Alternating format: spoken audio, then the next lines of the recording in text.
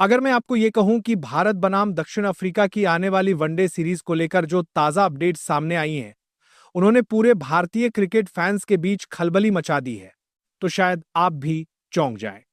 सबसे पहले आपको बता दूं कि भारत और दक्षिण अफ्रीका की वनडे सीरीज इस बार सिर्फ एक सामान्य द्विपक्षीय सीरीज नहीं है, बल्कि ये आने वाले वर्षों की टीम इंडिया की योजनाओं की दिशा तय करने वाली सीरीज है। इस सीरीज का आगाज होने जा रहा है 30 नवंबर से।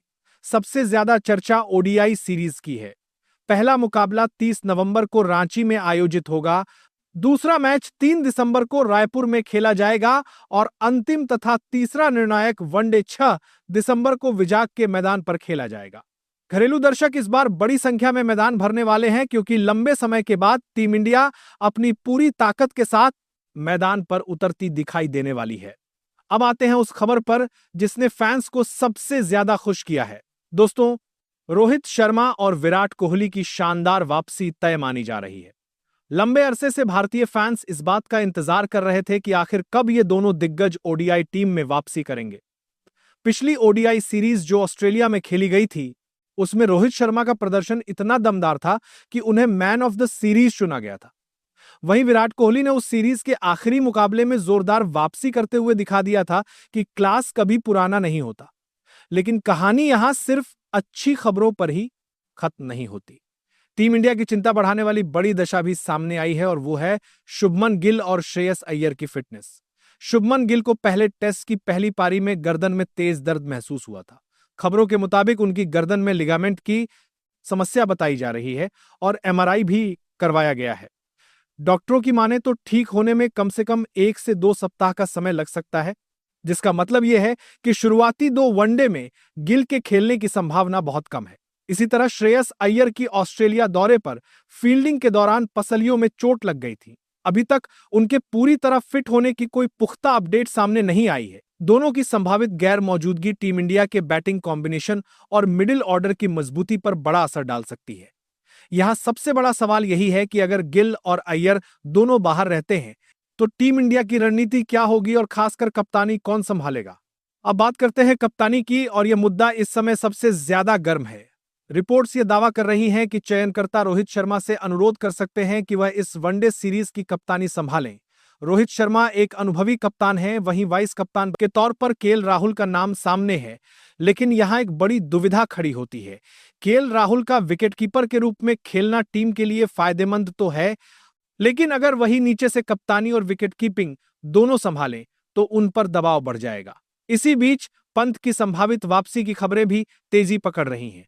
अगर पंत टीम में शामिल होते हैं तो राहुल सिर्फ बल्लेबाजी पर ध्यान केंद्रित कर पाएंगे और शायद वाइस कप्तानी की जिम्मेदारी लेने से बचना चाहें। अब सवाल आता है, टीम इंडिया की संभावित 15 सदस्यीय टीम किस रूप में दिख सकती है। ऑस्ट्रेलिया दौरे पर बैकअप ओपनर के तौर पर यशस्वी जायसवाल को शामिल किया गया था।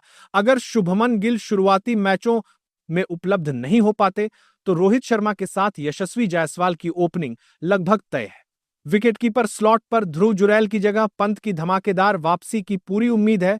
गेंदबाजी यूनिट में मोहम्मद सिराज, अर्शदीप सिंह और प्रसिद्ध कृष्णा की जगह लगभग तय मानी जा रही है। इसके साथ युवा तेज गेंदबाज हर्षित राणा के चयन पर भी चयनकर्ता विचार कर सकते हैं। सबसे बड़ी अपडेट में मोहम्मद शमी का नाम भी शामिल है, जिन्हें पिछली सीरीज हारने के बाद अनुभवी गेंदबाज के रूप में टीम में शामिल किए जाने की संभावना काफी बढ़ गई है। शमी फिट हैं और उनका अनुभव इस सीरीज में टीम इंडिया के लिए बहुत अहम होगा। अब बात करते हैं टीम के सबसे महत्वपूर्ण ऑलराउंडर हार्दिक पांड्या की। हार्दिक पांड्या लंबे ब्रेक के बाद फिर से फिट माने जा रहे हैं और माना जा रहा है कि वे ओडीआई और टी20 दोनों फॉर्मेट में पूरी ताकत के साथ वापसी करेंगे। एशिया कप फाइनल के बाद उन्होंने कोई प्रतियोगी मैच नहीं खेला, लेकिन अब उनका मैदान पर उतरना टीम इंडिया के लिए बहुत बड़ी राहत है। और आखिरी बड़ी अपडेट जसप्रीत बुमराह को लेकर है। वर्कलोड मैनेजमेंट को देखते हुए टीम मैनेजमेंट इस सीरीज में बुमराह को आराम दे सकता है। बुमराह भारतीय टीम के सबसे कीमती गेंदबाज हैं और उन्हें लगातार खेलने देने से चोट का खतरा बढ़ जाता है। इसीलिए ओडीआई में उन्हें आराम दिया जा सकता है, जबकि टी20 सीरीज में उनकी वापसी संभावित मानी जा रही है। अब पूरे मामले में सबसे ज्यादा चर्चा इस बात की है कि फैंस के अनुसार कप्तानी किसे मिलनी चाहिए।